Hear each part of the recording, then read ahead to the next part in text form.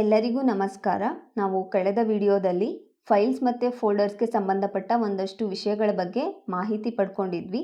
ಈ ವಿಡಿಯೋದಲ್ಲಿ panel ಅಪಿಯರೆನ್ಸ್ನ change ಮಾಡೋದು ಹೇಗೆ, ಪ್ಯಾನಲಿಂದ ಡಿಲೀಟ್ ಆಗಿರೋ ಐಕಾನ್ಸ್ನ ಮತ್ತೆ ಪ್ಯಾನಲ್ಗೆ ಆ್ಯಡ್ ಮಾಡೋದು ಹೇಗೆ, ಟರ್ಮಿನಲ್ ಅಂದರೆ ಏನು, ಟರ್ಮಿನಲ್ನ ಬಳಸ್ಕೊಂಡು ನಾವು ಏನು ಮಾಡ್ಬೋದು, ಜೊತೆಗೆ ರಾಸ್ಬೆರಿ ಪೈ ಕಂಪ್ಯೂಟರ್ನ ಪ್ರೊಜೆಕ್ಟರ್ಗೆ ಕನೆಕ್ಟ್ ಮಾಡೋದು ಹೇಗೆ ಅನ್ನೋದ್ರ ಬಗ್ಗೆ ಕಲ್ತ್ಕೊಳ್ಳೋಣ. ನಾವು ಇಲ್ಲಿ ಕಾಣಿಸ್ತಾ ಇರೋ ವೈಟ್ ಪಟ್ಟಿಗೆ ಪ್ಯಾನಲ್ ಅಥವಾ ಟಾಸ್ಕ್ ಬಾರ್ ಅಂತ ಕರಿತೀವಲ್ವಾ, ಮೆನು ಬಾರ್ ಅಂತಲೂ ಕರಿತೀವಿ. ಇದಕ್ಕೆ ಪ್ಯಾನಲ್ನ ಡೆಸ್ಕ್ಟಾಪಲ್ಲಿ ಯಾವ ಕಡೆ ಬೇಕಾದರೂ ಆ್ಯಡ್ ಮಾಡ್ಕೋಬೋದು.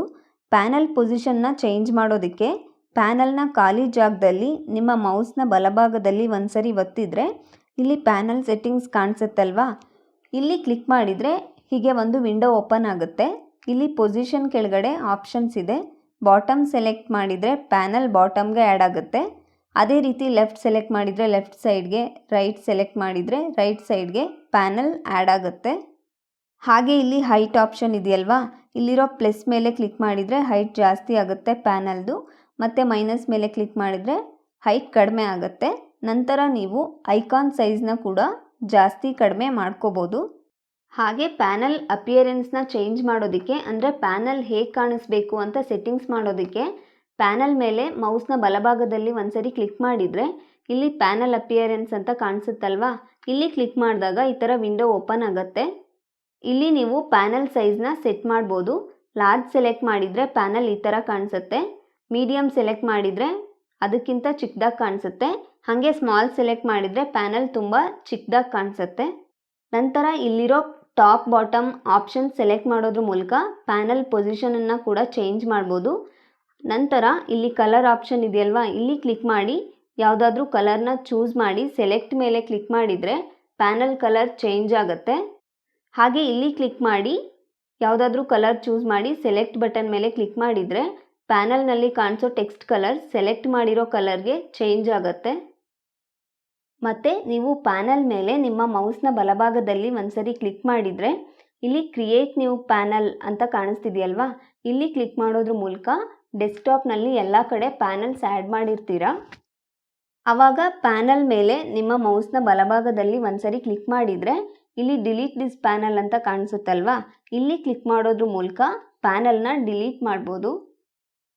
ಜೊತೆಗೆ ನೀವು ಅಥವಾ ನಿಮ್ಮ ಫ್ರೆಂಡ್ಸ್ ಗೊತ್ತಿಲ್ಲದೇನೆ ಪ್ಯಾನಲ್ನಲ್ಲಿರೋ ಐಕಾನ್ಸ್ ಮೇಲೆ, ಉದಾಹರಣೆಗೆ ಮೆನ್ಯು ಐಕಾನ್ ಮೇಲೆ ನಿಮ್ಮ ಮೌಸ್ನ ಬಲಭಾಗದಲ್ಲಿ ಒಂದ್ಸರಿ ಒತ್ತಿದ್ರೆ ಇಲ್ಲಿ ರಿಮೂವ್ ಮೆನ್ಯು ಫ್ರಮ್ ಪ್ಯಾನಲ್ ಅಂತ ಇದೆಯಲ್ವಾ, ಇಲ್ಲಿ ಕ್ಲಿಕ್ ಮಾಡೋದ್ರ ಮೂಲಕ ಮೆನ್ಯು ಐಕಾನ್ನ ಪ್ಯಾನಲಿಂದ ಡಿಲೀಟ್ ಮಾಡಿರ್ತೀರ. ಆವಾಗ ಪ್ಯಾನಲ್ಗೆ ಮೆನ್ಯು ಐಕಾನ್ನ ಆ್ಯಡ್ ಮಾಡೋದು ಹೇಗೆ ಅಂತ ನೋಡೋಣ. ನೀವು ಪ್ಯಾನಲ್ನ ಖಾಲಿ ಜಾಗದಲ್ಲಿ ಮೌಸ್ನ ಬಲಭಾಗದಲ್ಲಿ ಒಂದ್ಸರಿ ಒತ್ತಿದ್ರೆ ಇಲ್ಲಿ add or remove panel items ಅಂತ ಇದೆಯಲ್ವಾ, ಇಲ್ಲಿ ಕ್ಲಿಕ್ ಮಾಡಬೇಕು. ಕ್ಲಿಕ್ ಮಾಡಿದ ನಂತರ ಹೀಗೆ ವಿಂಡೋ ಓಪನ್ ಆಗುತ್ತೆ. ನಂತರ ಇಲ್ಲಿ ಆ್ಯಡ್ ಬಟನ್ ಇದೆಯಲ್ವಾ, ಇಲ್ಲಿ ಕ್ಲಿಕ್ ಮಾಡಿದರೆ ನಿಮಗೆ ಈ ಥರ ಲಿಸ್ಟ್ ಕಾಣಿಸುತ್ತೆ. ಲಿಸ್ಟಲ್ಲಿ ನೀವು ಮೆನ್ಯೂನ ಸೆಲೆಕ್ಟ್ ಮಾಡಿ ಆ್ಯಡ್ ಮೇಲೆ ಕ್ಲಿಕ್ ಮಾಡಬೇಕು. ನಂತರ ನೀವು ಪ್ಯಾನಲ್ ರೈಟ್ ಕಾರ್ನರ್ ಮೇಲೆ ನಿಮ್ಮ ಮೌಸ್ನ ಎಡಭಾಗದಲ್ಲಿ ಒಂದ್ಸರಿ ಕ್ಲಿಕ್ ಮಾಡಿದರೆ ಈ ಥರ ಮೆನ್ಯು ಓಪನ್ ಆಗುತ್ತೆ. ಆದರೆ ಐಕಾನ್ ಕಾಣಿಸ್ತಾ ಇರಲ್ಲ.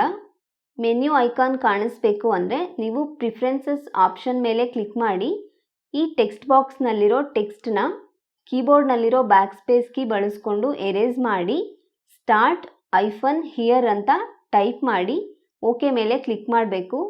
ಕ್ಲಿಕ್ ಮಾಡಿದ ಮೇಲೆ ನೋಡಿ ಈ ಥರ ಮೆನ್ಯು ಐಕಾನ್ ಕಾಣಿಸುತ್ತೆ. ಮತ್ತು ಇಲ್ಲಿರೋ ಅಪ್ ಬಟನ್ ಮೇಲೆ ಕ್ಲಿಕ್ ಮಾಡಿದರೆ ಮೆನ್ಯು ಐಕಾನ್ ಪ್ಯಾನಲ್ ಲೆಫ್ಟ್ ಸೈಡ್ಗೆ ಮೂವ್ ಆಗುತ್ತೆ. ಡೌನ್ ಬಟನ್ ಮೇಲೆ ಕ್ಲಿಕ್ ಮಾಡಿದರೆ ಐಕಾನ್ ಪ್ಯಾನಲ್ ರೈಟ್ ಸೈಡ್ಗೆ ಮೂವ್ ಆಗುತ್ತೆ. ಇದೇ ರೀತಿ ನೀವು ಇಲ್ಲಿರೋ ಐಕಾನ್ಸ್ನ ಡಿಲೀಟ್ ಮಾಡಿದರೆ ನೀವು ಲಿಸ್ಟ್ನಲ್ಲಿ ಹುಡುಕಿ ಪ್ಯಾನಲ್ಗೆ ಆ್ಯಡ್ ಮಾಡ್ಕೋಬೋದು. ಇಲ್ಲಿ ಸ್ಲೇಟ್ ಥರ ಇರೋ ಐಕಾನ್ಗೆ ಟರ್ಮಿನಲ್ ಅಂತ ಕರಿತೀವಲ್ವಾ, ಈ ಐಕಾನ್ ಮೇಲೆ ಕ್ಲಿಕ್ ಮಾಡಿ ನಾವು ಟರ್ಮಿನಲ್ನ ಲಾಂಚ್ ಮಾಡ್ಬೋದು. ಅಥವಾ ಟಾಸ್ಕ್ ಬಾರಲ್ಲಿ ಐಕಾನ್ ಇಲ್ಲ ಟರ್ಮಿನಲ್ದು ಅಂದರೆ ಮೆನ್ಯೂನಲ್ಲಿರೋ ಆಕ್ಸೆಸರೀಸ್ ಸೆಕ್ಷನ್ಗೆ ಹೋಗಿ ಇಲ್ಲಿ ಟರ್ಮಿನಲ್ ಅಂತ ಕಾಣಿಸುತ್ತಲ್ವಾ, ಇಲ್ಲಿ ಕ್ಲಿಕ್ ಮಾಡಿ ಕೂಡ ನಾವು ಟರ್ಮಿನಲ್ನ ಲಾಂಚ್ ಅಥವಾ ಓಪನ್ ಮಾಡ್ಬೋದು. ಟರ್ಮಿನಲ್ ಒಂದು ಟೆಕ್ಸ್ಟ್ ಬೇಸ್ಡ್ ಇಂಟರ್ಫೇಸ್. ನಾವು ಐಕಾನ್ಸ್ ಮತ್ತು ಬಟನ್ಸ್ ಮೇಲೆ ಕ್ಲಿಕ್ ಮಾಡಿ ಕಂಪ್ಯೂಟರ್ ಜೊತೆ ಇಂಟರ್ಯಾಕ್ಟ್ ಮಾಡ್ತೀವಲ್ವಾ, ಹಾಗೆಯೇ ಟರ್ಮಿನಲ್ನಲ್ಲಿ ಕಮಾಂಡ್ಸ್ ಟೈಪ್ ಮಾಡಿ ರನ್ ಮಾಡುವುದರ ಮೂಲಕ ಅಪ್ಲಿಕೇಶನ್ಸ್ ಇನ್ಸ್ಟಾಲ್ ಮಾಡ್ಕೋಬೋದು, ಫೈಲ್ಸ್ ಮ್ಯಾನೇಜ್ ಮಾಡ್ಬೋದು, ಪ್ರೋಗ್ರಾಮ್ಸ್ ರನ್ ಮಾಡ್ಬೋದು ಮತ್ತು ಸಿಸ್ಟಮ್ ಸೆಟ್ಟಿಂಗ್ಸ್ನ ಕೂಡ ಚೇಂಜ್ ಮಾಡ್ಬೋದು. ನೀವು ನಿಮ್ಮ ಸ್ಮಾರ್ಟ್ಫೋನಲ್ಲಿ ಯಾವುದಾದ್ರೂ ಆ್ಯಪ್ ಇನ್ಸ್ಟಾಲ್ ಮಾಡಬೇಕು ಅಂದರೆ ಏನು ಮಾಡ್ತೀರಾ? ಮೊದಲು ನಿಮ್ಮ ಫೋನ್ನ ಇಂಟರ್ನೆಟ್ಗೆ ಕನೆಕ್ಟ್ ಮಾಡ್ಕೋತೀರಾ. ನಂತರ ಪ್ಲೇಸ್ಟೋರ್ಗೆ ಹೋಗಿ ಆ್ಯಪ್ದು ಹೆಸರನ್ನು ಟೈಪ್ ಮಾಡಿ ಇನ್ಸ್ಟಾಲ್ ಮಾಡ್ತೀರಾ ಅಲ್ವಾ? ಹಾಗೆಯೇ ಕಂಪ್ಯೂಟರ್ನ ಇಂಟರ್ನೆಟ್ಗೆ ಕನೆಕ್ಟ್ ಮಾಡಿಕೊಂಡು ಟರ್ಮಿನಲ್ನಲ್ಲಿ ಕಮಾಂಡ್ಸ್ ರನ್ ಮಾಡುವುದರ ಮೂಲಕ ನಾನು ಮೊದಲೇ ಹೇಳಿದ ಹಾಗೆ ಅಪ್ಲಿಕೇಶನ್ಸ್ನ ಇನ್ಸ್ಟಾಲ್ ಮಾಡ್ಕೋಬೋದು ಮತ್ತು ಅವುಗಳನ್ನು ಅಪ್ಡೇಟ್ ಕೂಡ ಮಾಡ್ಬೋದು. ನೋಡಿ, ನನ್ನ ಕಂಪ್ಯೂಟರ್ ಇಂಟರ್ನೆಟ್ಗೆ ಕನೆಕ್ಟ್ ಆಗಿದೆ. ನಾವಿವಾಗ ಟರ್ಮಿನಲ್ನಿಂದ ಟಕ್ಸ್ಮ್ಯಾಥ್ ಟೂಲ್ನ ಇನ್ಸ್ಟಾಲ್ ಮಾಡೋದು ಹೇಗೆ ಅಂತ ನೋಡೋಣ. ಟಕ್ಸ್ಮ್ಯಾಥ್ ಒಂದು ಎಜುಕೇಷನಲ್ ಗೇಮ್. ಇದನ್ನು ಬಳಸ್ಕೊಂಡು ನಾವು ಕೂಡೋದು, ಕಳೆಯೋದು, ಗುಣಿಸೋದು ಮತ್ತು ಭಾಗಿಸೋ ಲೆಕ್ಕ ಮಾಡೋದನ್ನು ಆಟ ಆಡ್ತಾನೆ ಸುಲಭವಾಗಿ ಕಲ್ತ್ಕೋಬೋದು.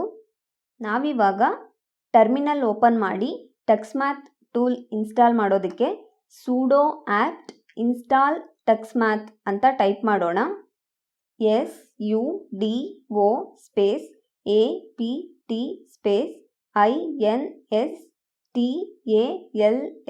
ಸ್ಪೇಸ್ tuxmath ಟೈಪ್ ಮಾಡಿದ್ವಿ ಅಲ್ವಾ?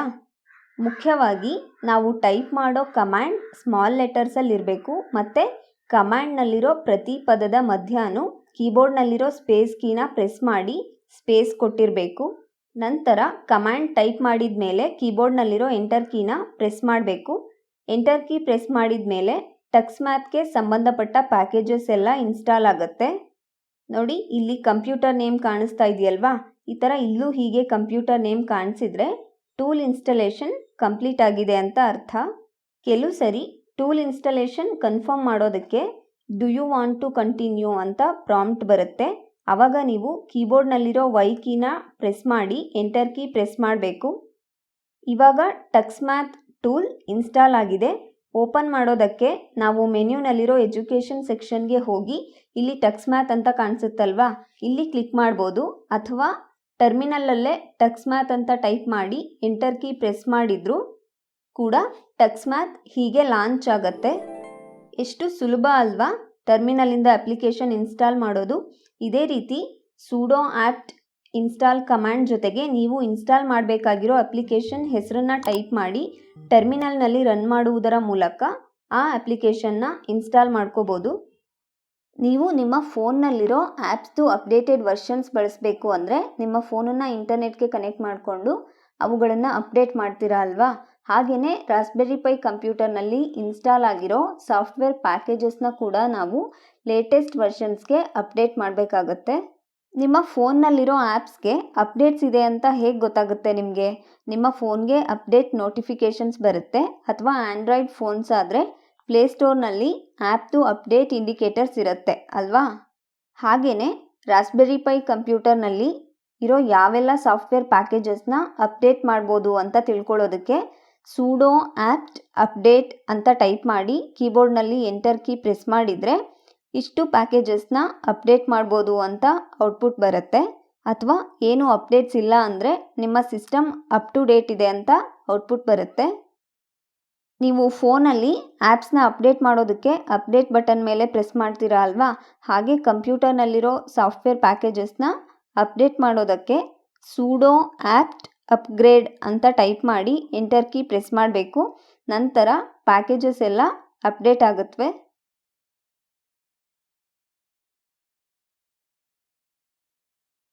ನಂತರ ನಿಮಗೆ ಹೀಗೆ do you want to continue ಅಂತ ಪ್ರಾಂಪ್ಟ್ ಬರುತ್ತೆ. ಕೀಬೋರ್ಡ್ನಲ್ಲಿರೋ ವೈ ಕೀನ ಪ್ರೆಸ್ ಮಾಡಿ ಎಂಟರ್ ಕೀ ಪ್ರೆಸ್ ಮಾಡಿದರೆ ಎಲ್ಲ ಪ್ಯಾಕೇಜಸ್ಸು ಅಪ್ಡೇಟ್ ಆಗುತ್ತೆ. ನೀವು ನಿಮ್ಮ ಫೋನ್ನಲ್ಲಿರೋ ಆ್ಯಪ್ಸ್ನ ಅನ್ಇನ್ಸ್ಟಾಲ್ ಮಾಡ್ತೀರಾ ಅಲ್ವಾ? ಹಾಗೆಯೇ ಕಂಪ್ಯೂಟರ್ನಲ್ಲಿರೋ ಅಪ್ಲಿಕೇಶನ್ಸ್ನ ಕೂಡ ಅನ್ಇನ್ಸ್ಟಾಲ್ ಮಾಡ್ಬೋದು. ಉದಾಹರಣೆಗೆ ನಾನು ಟಕ್ಸ್ಮ್ಯಾಥ್ ಅನ್ಇನ್ಸ್ಟಾಲ್ ಮಾಡಬೇಕು ಅಂದರೆ sudo apt remove tuxmath ಅಂತ ಟೈಪ್ ಮಾಡಿ ಎಂಟರ್ ಕೀ ಪ್ರೆಸ್ ಮಾಡಬೇಕು. ನಂತರ do you want to continue ಅಂತ ಪ್ರಾಂಪ್ಟ್ ಬರುತ್ತೆ. ಆವಾಗ ಕೀಬೋರ್ಡ್ನಲ್ಲಿರೋ ವೈ ಕೀನ ಪ್ರೆಸ್ ಮಾಡಿ ಎಂಟರ್ ಕೀ ಪ್ರೆಸ್ ಮಾಡಿದರೆ ಟಕ್ಸ್ಮ್ಯಾಥ್ ಅನ್ಇನ್ಸ್ಟಾಲ್ ಆಗುತ್ತೆ. ಇವಾಗ ಮೆನ್ಯೂನಲ್ಲಿರೋ ಎಜುಕೇಷನ್ ಸೆಕ್ಷನ್ಗೆ ಹೋಗಿ ನೋಡಿದರೆ ಟಕ್ಸ್ಮ್ಯಾಥ್ ರಿಮೂವ್ ಆಗಿರುತ್ತೆ. ಇದು ಅಪ್ಲಿಕೇಶನ್ಸ್ನ ಅನ್ಇನ್ಸ್ಟಾಲ್ ಮಾಡ್ಬೋದು ಅಂತ ತಿಳ್ಕೊಳ್ಳೋದಕ್ಕೆ ಮಾಹಿತಿ ಅಷ್ಟೇ. ನೀವು ನಿಮ್ಮ ಟೀಚರ್ಗೆ ಇನ್ಫಾರ್ಮ್ ಮಾಡದೆ ಯಾವ ಅಪ್ಲಿಕೇಶನ್ಸನ್ನು ಅನ್ಇನ್ಸ್ಟಾಲ್ ಮಾಡಬೇಡಿ. ನೀವು ನಿಮ್ಮ ಶಾಲೆಯಲ್ಲಿ ಲ್ಯಾಪ್ಟಾಪ್ನ ಪ್ರೊಜೆಕ್ಟರ್ಗೆ ಕನೆಕ್ಟ್ ಮಾಡಿರೋದು ನೋಡಿರ್ತೀರಾ ಅಲ್ವಾ? ಹಾಗೆಯೇ ರಾಸ್ಬೆರಿ ಪೈ ಕಂಪ್ಯೂಟರ್ನ ಕೂಡ ಪ್ರೊಜೆಕ್ಟರ್ ಅಥವಾ ಸ್ಮಾರ್ಟ್ ಟಿವಿಗೆ ಕನೆಕ್ಟ್ ಮಾಡ್ಬೋದು. ಪ್ರೊಜೆಕ್ಟರ್ಗೆ ಕನೆಕ್ಟ್ ಮಾಡೋದಕ್ಕೆ ನೀವು ಈ ಪಿಕ್ಚರಲ್ಲಿ ನೋಡ್ತಾ ಇರೋ ಹಾಗೆ ಮೈಕ್ರೋ HDMI ಕೇಬಲ್ದು ಒಂದು ಎಂಡ್ನ ರಾಸ್ಬೆರಿ ಪೈ ಬೋರ್ಡಲ್ಲಿರೋ ಮೈಕ್ರೋ HDMI ಪೋರ್ಟ್ಗೆ ಮತ್ತು ಕೇಬಲ್ದು ಇನ್ನೊಂದು ಎಂಡ್ನ ಪ್ರೊಜೆಕ್ಟರ್ನಲ್ಲಿರೋ ಇನ್ಪುಟ್ HDMI ಪೋರ್ಟ್ಗೆ ಕನೆಕ್ಟ್ ಮಾಡಬೇಕು. ನಂತರ ಪ್ರೊಜೆಕ್ಟರ್ ಮತ್ತು ಕಂಪ್ಯೂಟರನ್ನು ಟರ್ನ್ ಆನ್ ಮಾಡಿದರೆ ಹೀಗೆ ರಾಸ್ಬೆರಿ ಪೈ ಕಂಪ್ಯೂಟರ್ದು ಡಿಸ್ಪ್ಲೇ ಪ್ರೊಜೆಕ್ಟರ್ ಸ್ಕ್ರೀನ್ ಮೇಲೆ ಪ್ರೊಜೆಕ್ಟ್ ಆಗುತ್ತೆ. ನೀವು ಏನು ಮಾಡ್ತೀರಾ ಕಂಪ್ಯೂಟರ್ನಲ್ಲಿ ಅದೆಲ್ಲ ಪ್ರೊಜೆಕ್ಟರ್ ಸ್ಕ್ರೀನ್ನಲ್ಲಿ ಎಲ್ಲರಿಗೂ ಕಾಣಿಸೋ ರೀತಿ ಡಿಸ್ಪ್ಲೇ ಆಗುತ್ತೆ. ಈ ಆ್ಯಕ್ಟಿವಿಟೀಸ್ ಸ್ಲೈಡ್ನಲ್ಲಿ ನಾನು ಇವತ್ತು ಏನು ಹೇಳ್ಕೊಟ್ನೋ ಅದರ ಬೇಸಿಸ್ ಮೇಲೆ ಪ್ಯಾನಲ್ನ ಡೆಸ್ಕ್ಟಾಪ್ ಬಾಟಮ್ಗೆ ಆ್ಯಡ್ ಮಾಡೋದು, ಪ್ಯಾನಲ್ ಹೈಟ್ನ ಜಾಸ್ತಿ ಮಾಡೋದು, ಐಕಾನ್ ಸೈಜ್ನ ಜಾಸ್ತಿ ಮಾಡೋದು, ಪ್ಯಾನಲ್ ಸೈಜ್ನ ಲಾರ್ಜ್ ಸೈಜ್ಗೆ ಸೆಟ್ ಮಾಡೋದು, ಹಾಗೆ ಪ್ಯಾನಲ್ ಕಲರ್ ಮತ್ತು ಪ್ಯಾನಲ್ ಟೆಕ್ಸ್ಟ್ ಕಲರ್ನ ಬದಲಾಯಿಸೋದಕ್ಕೆ ಚಟುವಟಿಕೆಗಳಿವೆ. ಈ ಚಟುವಟಿಕೆಗಳನ್ನು ಮಾಡಿ ರಾಸ್ಬೆರಿ ಪೈ ಕಂಪ್ಯೂಟರ್ ಬಳಸ್ಕೊಂಡು ಹೊಸ ಹೊಸ ಟೂಲ್ಸ್ ಕಲಿತಾ ಇರಿ ಅಂತ ಹೇಳ್ತಾ ನಾನು ಈ ವಿಡಿಯೋನ ಮುಗಿಸ್ತಾ ಇದ್ದೀನಿ. ಎಲ್ಲರಿಗೂ ಧನ್ಯವಾದಗಳು.